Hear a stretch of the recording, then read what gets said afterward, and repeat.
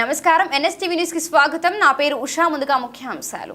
కడప జిల్లా మైదుకూరు నియోజకవర్గం దువ్వూరు మండలంలో కొనసాగుతున్న వలసల పర్వం. దువ్వూరు క్రిస్టియన్ క్వార్టర్స్ కు చెందిన జ్యేష్ఠాది ఆశీర్వాదం ఆధ్వర్యంలో వారి బంధు అనుచర కుటుంబాల వారు మైదుకూరు తెదేపా ఇన్ఛార్జ్ మరియు మాజీ టీటీడీ చైర్మన్ పుట్టా సుధాకర్ యాదవ్ సమక్షంలో తెదేపాలో చేరారు. అనంతరం దువ్వూరు టౌన్ 28వ బూత్ నందు బాబు ష్యూరిటీ భవిష్యత్తుకు గ్యారంటీ కార్యక్రమంలో పాల్గొన్నారు. ఈ కార్యక్రమంలో మైదుకూరు నియోజకవర్గ జనసేన కన్వీనర్ పందిటి మల్హోత్రా, దువ్వూరు మండల తెదేపా అధ్యక్షుడు బోర్రెడ్డి వెంకట్రామిరెడ్డి, పాపినేని రాంబాబు, చీదిరి నరసింహారాయల్, కారపురెడ్డి సంజీవరెడ్డి, పొలిమేర రవీంద్రరెడ్డి, తెదేపా నాయకులు, జనసేన నాయకులు, కార్యకర్తలు పాల్గొన్నారు. మన ఆశీర్వాదాన్ని పార్టీ కండువా వేసి సాధారణంగా పార్టీలోకి ఆహ్వానించడం జరిగింది.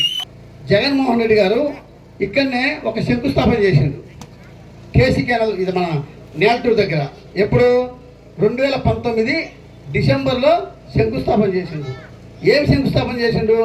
ఇక్కడి నుంచి లిఫ్ట్ ఇరిగేషన్ చేపిస్తా, అభివృద్ధి చేపిస్తా, కేసీ ఉల్లిపాయ రేటు ఇంకా అంతర్రాష్ట్రాలకు సరఫరా చేసి ఇంకా వ్యవసాయం దాన్ని అభివృద్ధి చేపిస్తా, ఇంకా ఎన్నెన్నో అభివృద్ధి చేసి రాజుల ఆనకట్ట కట్టిస్తా అని చెప్పి ఎన్నో ప్రగల్భాలు పలికి శిలాపథకాలు వేసిండు.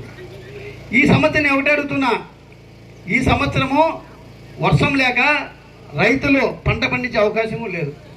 అంటే వర్షం లేదు ఈసారి, ఈ సంవత్సరం ఎవరు వేసుకోలే, రైతులు నష్టపోయినా లేదా? దాని బదులు ఆయన ఏం చేశారు? కుందు నదిలో ఉన్నటువంటి ఇసుక తోలేదానికి మాత్రము 2000 కోట్ల రూపాయలు టెండర్ పిలిచిండు. 2000 కోట్లు టెండర్ పిలిచి మొదటి వర్క్ ఏం చేయాలా? రాజుల ఆనకట్ట ఇంపార్టెంట్ చేయాలా, మళ్ళీ ఆ తర్వాత లిఫ్ట్ ఇరిగేషన్ చేయాలా. ఇవన్నీ చేయకుండా ఫస్ట్ డబ్బులు వస్తుంది కదా, డబ్బులు వచ్చేది. ఆ డబ్బులు వచ్చేది ఇసుక ఎత్తేదానికి, ఇసుక ఎత్తి పక్కనేయడంలే, అక్కడ ఉన్న లోకల్ నాయకులకి ఇచ్చి ఆ ఇసుక ఎక్కడికి పొద్దుటూరుకో ఎక్కడెక్కడో అమ్ముకుంటాను. లోడు 5,000, 10,000, 20,000 కూడా అమ్ముతారు. అదే మన కార్యకర్తపై ఏమైనా ట్రాక్టర్ లోడ్ తీసుకొస్తే ఇమీడియట్ కేసు బుక్ చేసి లోపలేస్తారు. అధికారం మీ చేతిలో ఉంది కాబట్టి ఏం చేసే జరుగుతుందని చెప్పి మీరు అనుకుంటున్నారు. ఓకే, మీకు అనుకోండి, ప్రజలకు చేయాలా లేదా? అది 2000 కోట్లు అక్కడ ఖర్చు పెట్టే బదులు అదే 300 కోట్లు ఒక రాజుల ఆనకట్ట కట్టింటే ఇక్కడ రైతులు బాగుపడేది కదా. 2-3 టీమ్స్ నీళ్ళు వచ్చింటే కదా ఈరోజు రైతులకు బ్రహ్మాండంగా బాగుపడేవాళ్ళు. రైతులు బాగుపరచంలే, రైతుల మీద ఆయన కనికరం లేదు. ఆయనకు ఉండేది ఒకటే, డబ్బు ఏ రకంగా దోచుకోవాలి, ఎక్కడిగా దాచుకోవాలి. ఇక్కడున్న శాసనసభ్యులు కానీ అక్కడున్న లీడర్లు కానీ దోచుకుంటారు. ఇప్పుడు అందుకే ప్రతి చోట కూడా అరాచకం ఎక్కువైపోయింది. నేను ఒకటి చెప్తున్నా, రేపు జరగబోయే ఎలక్షన్లో మన తెలుగుదేశం పార్టీ ఖచ్చితంగా గెలుస్తుంది. గెలిచిన తర్వాత నా ఆశయం ఒకటే ఉంది, రాజుల ఆనకట్టలు కట్టడానికి నా వంతు కృషి చేసి కట్టించడానికి ప్రయత్నం చేస్తానని చెప్పి ఈ సందర్భంగా మీకు అందరికీ తెలియజేసుకుంటున్నా. శ్మశానం ఏ ఊరికి లేకుండా ఉన్నటువంటి ఉంటుందో ప్రతి ఊర్లో శ్మశాన ప్లేస్ ఇప్పించి దాని చుట్టూ కాంపౌండ్ వేయించి ఒక బోర్ వేయించి ఒక రూమ్ కట్టించాలని చెప్పి నా ఆశయం ఉంది. మిమ్మల్ని అందరినీ కోరుకుంటున్నా. అదే రకంగా ఆయన భూసర్వ చేసింది దేనికి? మన భూములు బాగుపరిచేది కాదు, ఎక్కడెక్కడ టీకెట్ ల్యాండ్ ఉందో, ఎక్కడెక్కడ ఏమేమి లాక్కోవచ్చో, ఎక్కడికని మనం ఎవరైనా ఆక్రమించి మనం చేసుకుంటున్నాం కదా, అది కూడా టీకెట్ ల్యాండ్ కూడా కనపరిచి అది కూడా లాక్కోవడానికి ప్రయత్నం చేసి రీసర్వ్ చేయించిండు. అయ్యా రీసర్వ్ చేయించింది సరే, రీసర్వ్ చేసిన పట్ట పాస్బుక్లు ఇస్తాను. పట్ట పాస్బుక్లో నీ ఫోటో ఎందుకు?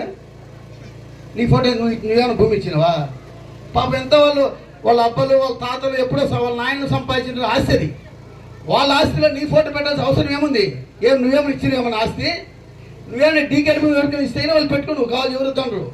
అది వదిలేసి అన్ని దాంట్లలో జగన్మోహన్ రెడ్డి ఫోటో ఉంటుంది. అంటే ఎంత దుర్మార్గంగా ఈ అరాచకాలు చేస్తున్నారో మీకు ఇది నిదర్శనంగా తెలియజేసుకుంటున్నా. ఇంతకుముందు మన ప్రభుత్వం ఉన్నప్పుడు 60 రూపాయలు ఒరిజినల్ మందు దొరికేది. ఇప్పుడు నాసిరక మందు 150, 200 రూపాయలు పెట్టిండు. ఓకే, ఆయన ఏం చేసి డబ్బులు వెళ్ళాల, డబ్బులు ఉండవు. అప్పుడేం చేస్తారు?